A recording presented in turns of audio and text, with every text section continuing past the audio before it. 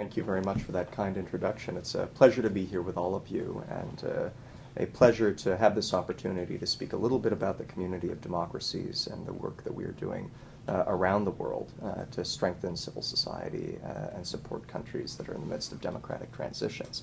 I'll provide just a little bit of background at the outset on the community and its work. The Community of Democracies was founded in 2000 by then Secretary of State Madeleine Albright and Bronislaw Geremek, the former foreign minister of Poland.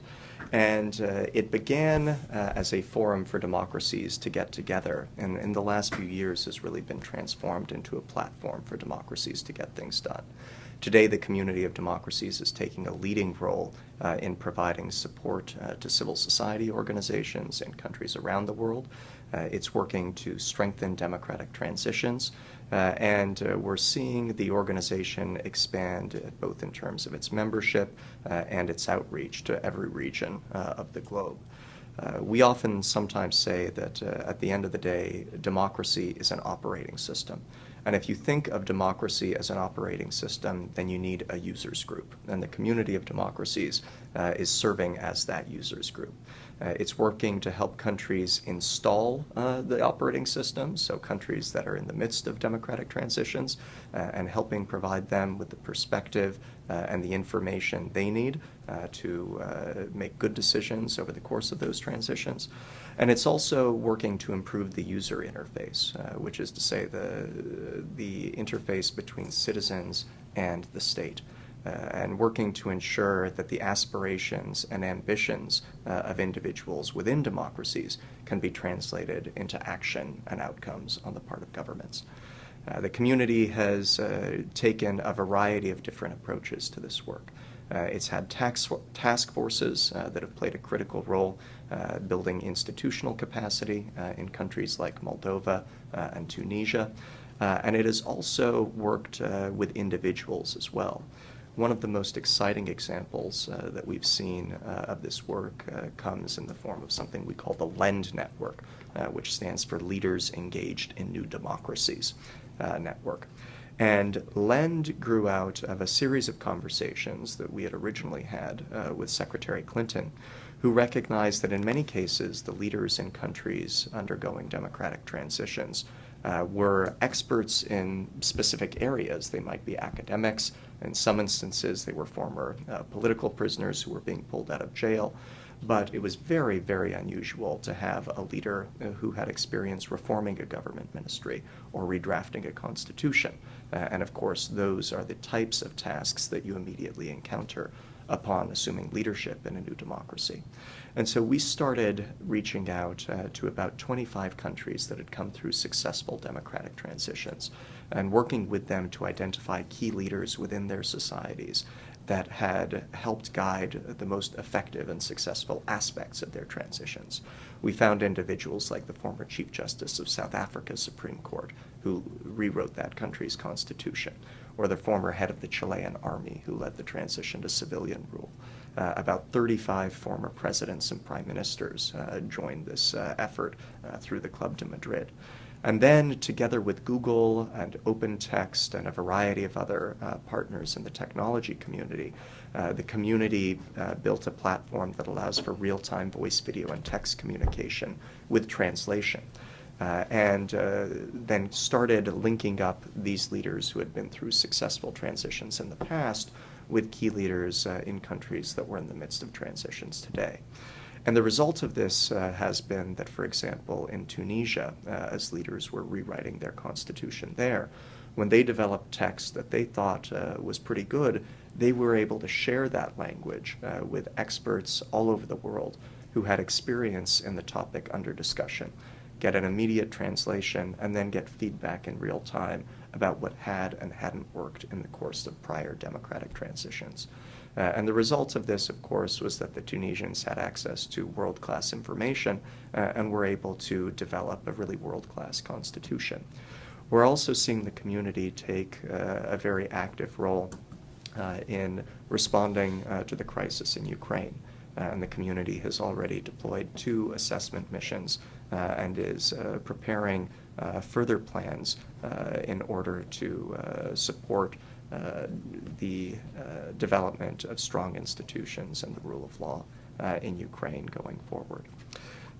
We could talk about a variety of other areas where the community is active. It has working groups that are focused on challenges such as defending civil society in countries where civil society is under pressure.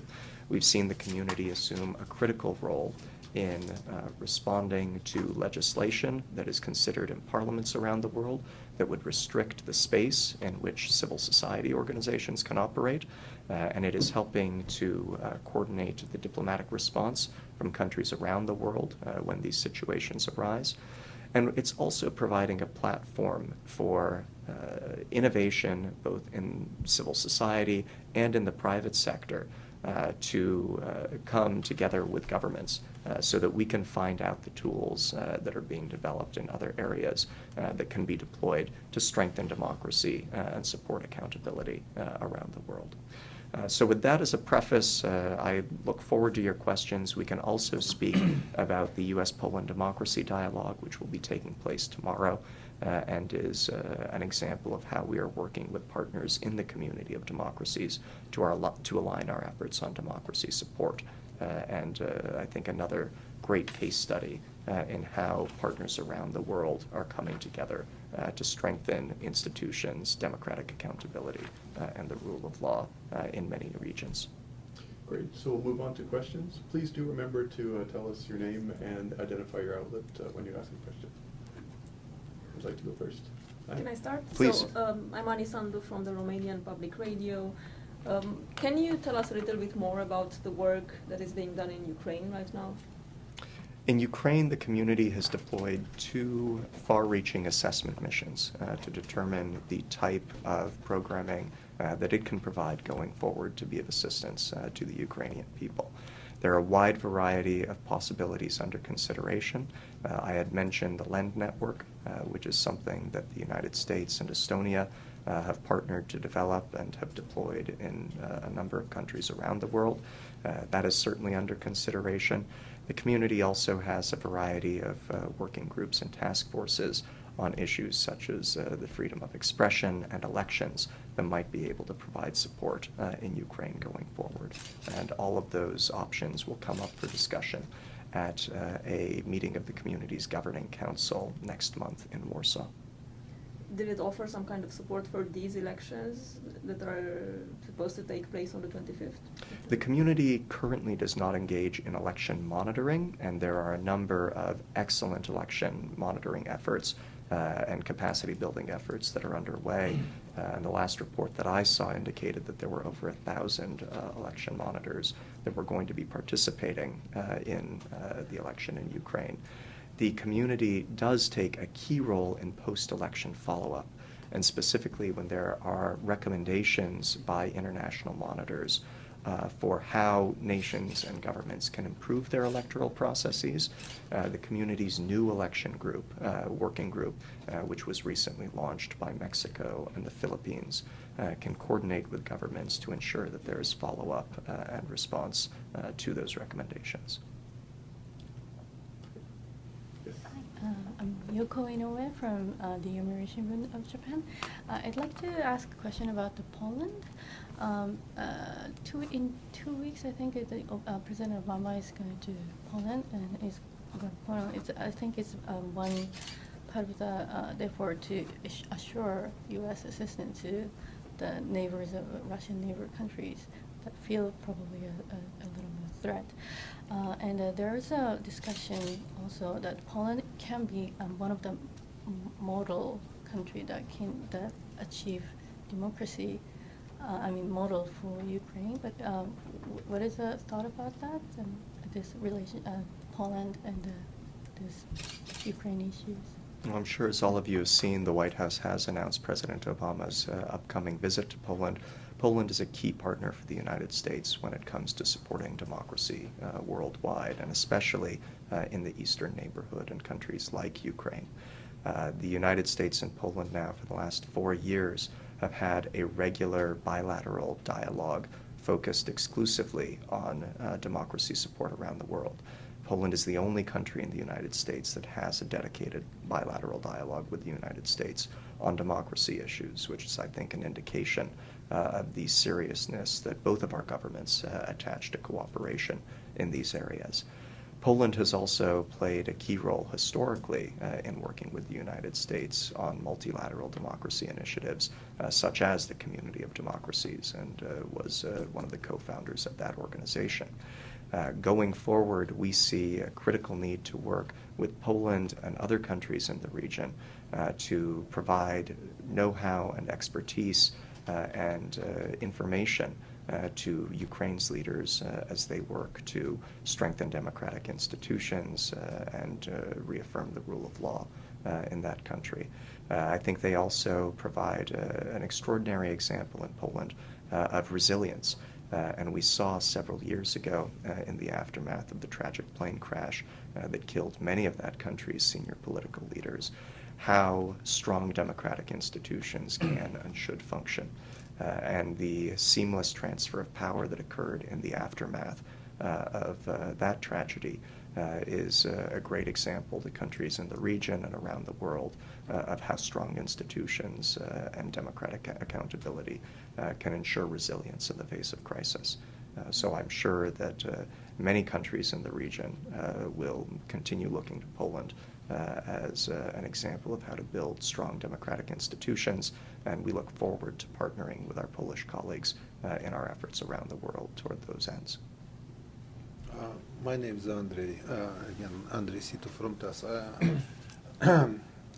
I'm mostly interested in issues first, this is the first time I've come across this new group, and I'm not familiar with it. So, it's not that new, 14 years now.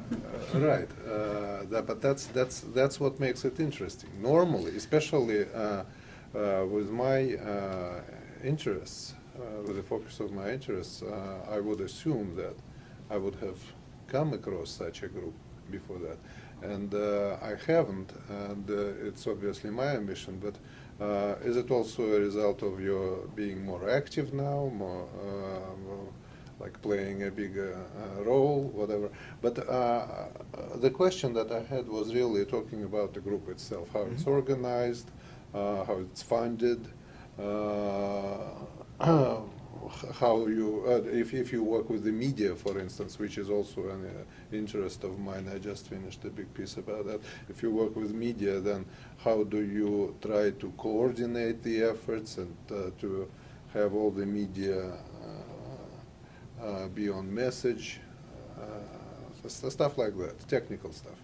Very interesting question. So in the first case, the Community of Democracies has been around for a while, but in the past 4 years, the organization has really been transformed. As I mentioned, it's gone from being a platform where democracies would come to, or a forum where democracies would come together, into a platform for democracies to get things done. And it has taken on a much wider range of responsibilities and activities than it had previously. I still think it's fair to say that the Community of Democracies is one of the best-kept secrets in diplomacy, and not enough people know about its work, not enough people know about its contributions. So that's part of why we're here today, is to ensure that at least you all can become better acquainted with its efforts. Beyond that, I think that the community has a deep commitment to civil society. Civil society is hardwired into the organization, and as it relates to your question about journalism, the community recently launched a new working group on the freedom of expression that is helping to coordinate diplomatic activity around those issues in international fora. The community itself is comprised of a governing council that has 25 member countries. Those countries come from every region. It has a secretariat established in Warsaw, Poland.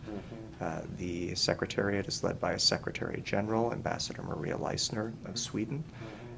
The presidency of the community rotates. It is currently held by El Salvador. Previously it was held by Mongolia. And it is a forum that brings together, again, government, civil society, and representatives of the private sector to work together in strengthening democracy and civil society around the world. What is your budget? The community's budget is relatively modest, and it is funded by its member governments. The United States provides a very small portion of that budget. Over 70% of the total budget is provided by other donors. And a number of partners in civil society and the philanthropic community also take an active interest in the community's programming. So we're talking about a ballpark figure, millions? I don't have the exact figure, but we can try to hunt that down, or I'm sure the community's secretariat can provide that. So 70 is provided by other countries, so 30 is provided by United States. Yes. And another big area of interest for me, obviously, is the current state of dialogue with Russia on democracy issues. Well, not exactly before, but before this whole mess started now in Ukraine, and during the mess, we tried to maintain contact. And one of the projects we had was this journalist exchange between our countries, which I feel is in everybody's interest. The US government stopped it as part of all the other freezes that have been put on different areas of cooperation. I guess my question to you is, do you feel that under current circumstances, the dialogue is even needed? Is it more needed? Is it less needed? What's your opinion on that? Well, to take a step back and look at the broader relationship, Russia is a country of extraordinary potential. If you look at the quality of the human capital, if you look at the tremendous technological achievements, if you look at the natural resources of the nation, it's a really remarkable country. And we have been, I think, disappointed in recent years that it has been increasingly difficult to work with, especially Russian civil society.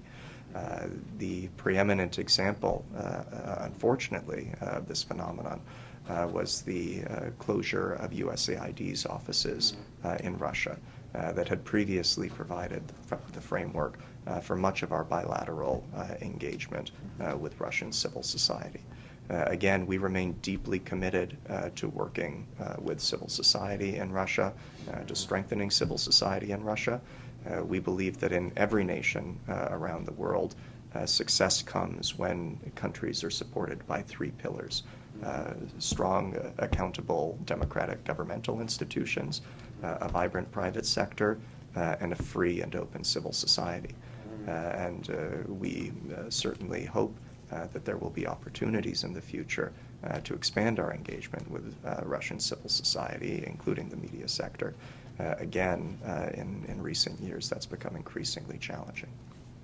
So basically, I take your answer to mean that there is a need, you do see a need for continuing the dialogue. But again, I need to stress that the dialogue that we used to have, limited as it was, but even in this field, of our professional field of journalism, it was cut off by the American side. So. Engagement with civil society is a cornerstone of our diplomacy in virtually every country in the world. Okay, we'll come to you then. When we want to relaunch the dialogue, we'll come to you and say, let's relaunch the dialogue. About Russia, Russia is not a member of the Council, right? No. Russia is not a member of the Governing Council. How do countries join? They express an interest in joining, or you extend an invitation to them, or how does it work? When a country is interested in joining the Governing Council of the Community of Democracies, they make a formal application to the Secretariat and the Presidency and express their interest. That application is then referred to our colleagues in civil society around the world. And they review the application and come back to the Governing Council with a recommendation on whether a country's commitment to democratic principles and values is consistent with membership in the Governing Council of the Community of Democracies. I'm not sure I understand. So if I am a country of, I don't know, Tassistan, I'm from Tass, and I want to join your council. So I apply. then you ask my civil society in my Tassistan if I qualify to be a member with you. I'm the government. We ask right? civil society all over the world, and civil society all over the world. All over the world. So if I am Tassistan and I have a competitor, the Riastan,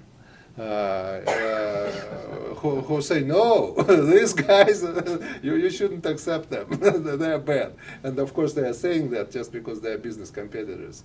Does it count? Do you sort of take the overall and then in a way, and I promise this is I'll stop with this. I don't want to hold the They're good questions. conversation, but. In a way, if you do it the way you describe, it becomes the echo chamber. You talk to the guys who I know I am a Democrat. I know Igor is a Democrat. We love each other. We are good friends. We talk to each other all the time, and we know that.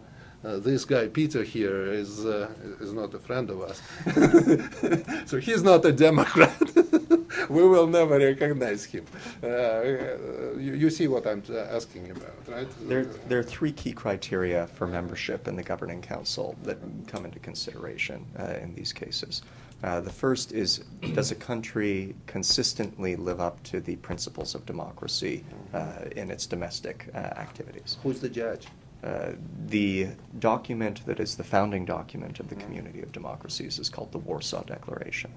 And the Warsaw Declaration lays out a series of principles. And again, civil society within countries around the world is well equipped to determine whether a government is living up to those principles in creating a good domestic space for citizens to realize their potential, to have freedom of speech, to have fundamental human rights. The second criteria is whether a country is committed to advancing democracy and human rights as part of its foreign policy. And are they working to pursue those goals not only within the confines of their own boundaries, but in their activities abroad? And are they committed to strengthening civil society and strengthening constructive accountability for governments worldwide? And then the third criteria is a country prepared to contribute to the work of the Community of Democracies? Because again, this is much more than a discussion forum. The community ultimately is focused on achieving concrete results and strengthening civil society and supporting countries that are in the midst of democratic transitions. And there are a variety of different ways that governments can support those efforts. So a country like Japan that did join the Governing Council recently made clear commitments in a variety of areas that it would remain committed to democratic values in its domestic activities, that it would work to support democracy and human rights in its foreign policy, and that it would contribute to the work of the community. Okay, thank you. Igor Donaevsky from Russian newspaper. So decision, as I understand, the community works not only in the countries that are members, but worldwide, yeah? Correct. Okay. Ukraine is a member of? Ukraine has not been a member of the Governing Council of the Community of Democracies. Ukraine has participated in many past ministerial meetings of the community, but it's not a member of the Governing Council. So you are, for example, working in Ukraine, some projects in Ukraine. How is it made when you are working in countries that are not members? Is there invitation from that country, from civil society, or how it's accepted by the country where you work? I'll give you the example of Moldova, where we have now a long track record of cooperation between the community and the government there. Initially, the government of Moldova made a request to the Community of Democracies to cooperate together in 5 key areas where the government felt they could benefit from additional engagement with civil society. The government then invited the community to come in and consult they could benefit from engagement with the international community. The government then invited the community to come in and engage with Moldovan civil society and identify other areas that were of specific interest to Moldovan civil society. In this case, the priorities of government and the priorities of civil society lined up very nicely. Over the next 2 years, different countries within the community of democracies identified specific priority areas where they would take a leadership role. In some instances, this related to e-governance. In some instances, it related to strengthening the justice sector. In some instances, it related to strengthening local government institutions. And these governments within the community of democracies would try to provide know-how or resources or projects that could help Moldova's institutions realize their capacity in each of these areas. We were very fortunate in February of this year to have a graduation ceremony in Geneva at the last meeting of the Governing Council of the Community of Democracies, where the Deputy Foreign Minister of Moldova came and outlined the progress that their country had been able to make by virtue of its collaboration with the community and its partnership with the community. And we also announced on that occasion a new commitment to develop a roadmap for Moldova to join the Governing Council of the Community of Democracies and continue participating in the community's activities and strengthening its institutions to such a point when it will be able to have full membership in the community Is going there forward. any timing? No, the timing is still being developed.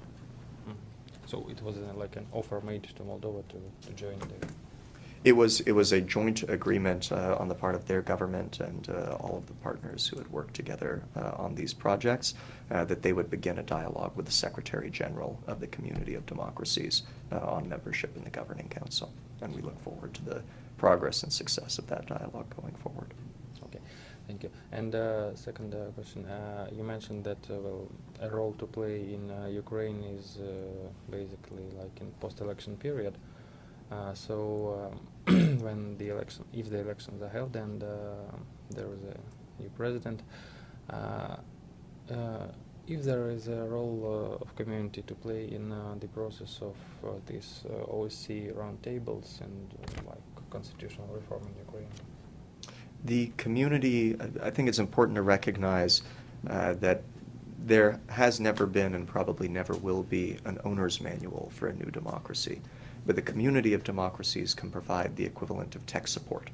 And when leaders in new democracies need perspective, when they need information, when they are looking for an understanding of how successful democratic transitions have been carried out in the past, the community has the networks and the resources that can help channel that knowledge to the right individuals in countries that are undergoing democratic transitions. We've seen that occur in the context of constitutional reform processes. We've seen it occur in the context of work to reform justice sectors and develop relationships between civil society and the state. We certainly hope that the community will be able to leverage many of those capabilities going forward in Ukraine. Mm-hmm. Okay, and just a technical question. If this project and the activities of community are funded through the community, or it's like through USAID or State Department, or this is separate financial? Again, many of the projects within the community are funded jointly. There are a variety of mechanisms and tools that are used to finance these projects.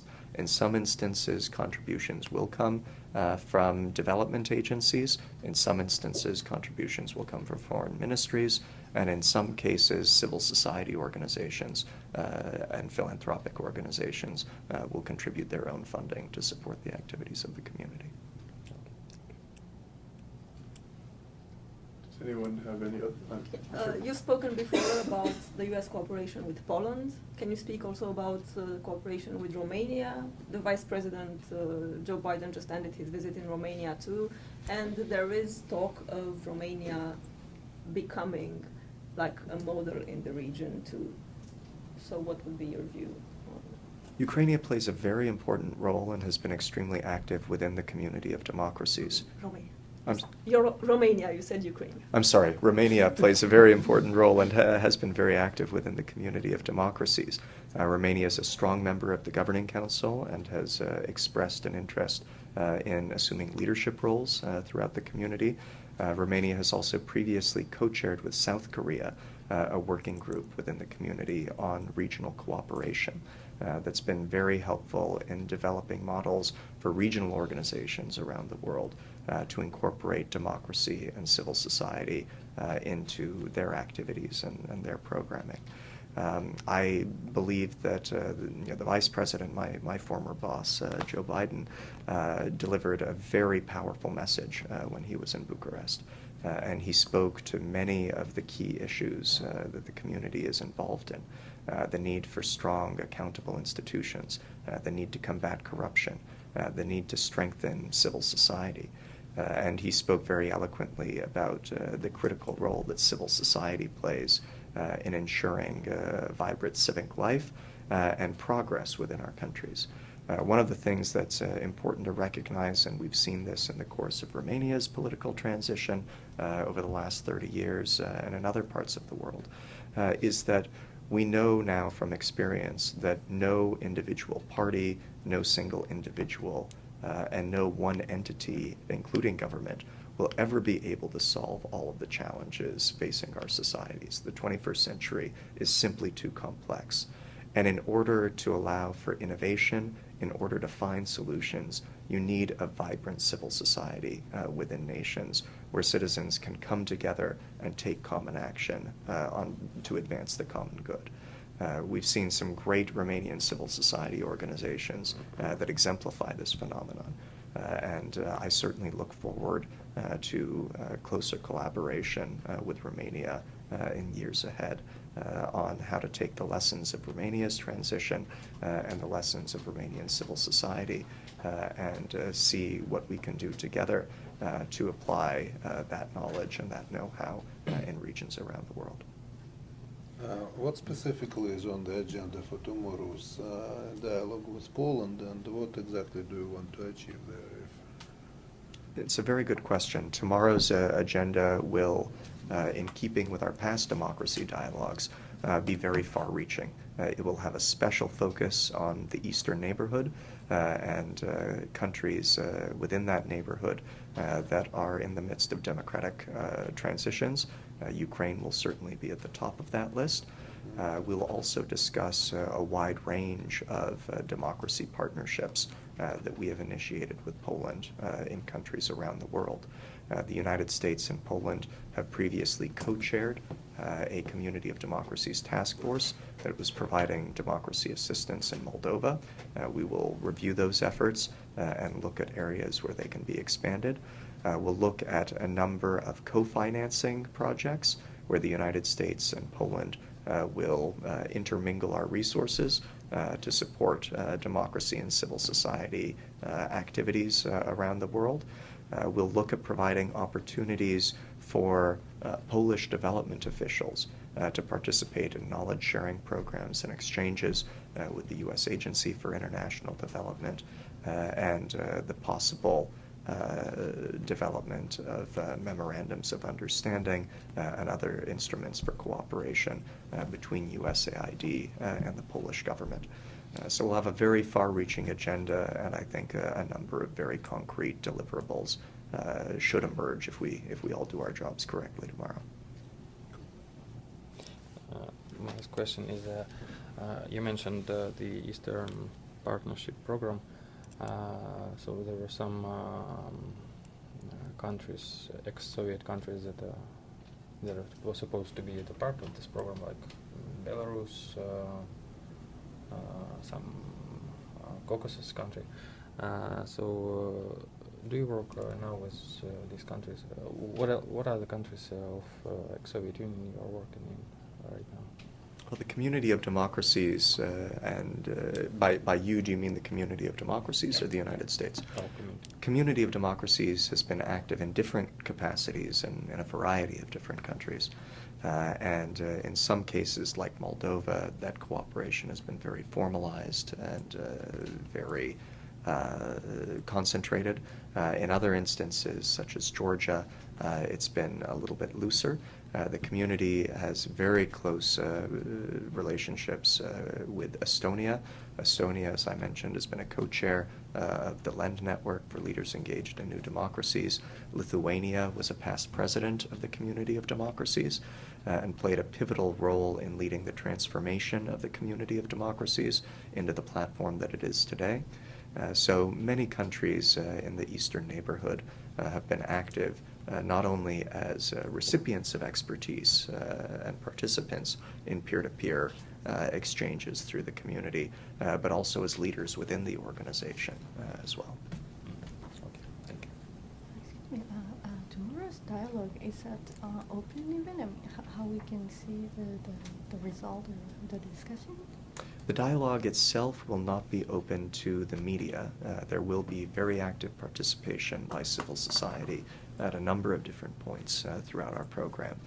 There will, I believe, be a media readout that's provided, and there will also be a statement that's issued in the aftermath of the dialogue with additional information.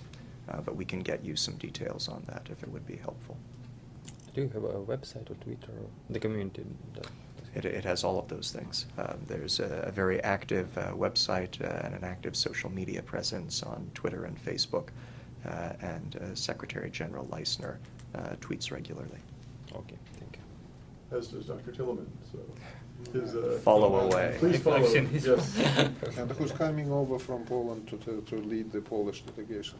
It will be the Deputy Foreign Minister of Deputy Poland, Foreign Minister. Deputy Foreign Minister Mariusz Gdędas. So and then that's basically the level of participation on like the working level. I understand that the leaders meet. Do leaders meet from time to time? The Community of Democracies Every holds a forum. ministerial meeting once every 2 years. Once every 2 years. At our last ministerial, a number of presidents also participated. Mhm. So while it is technically a ministerial, we have high-level engagement as well.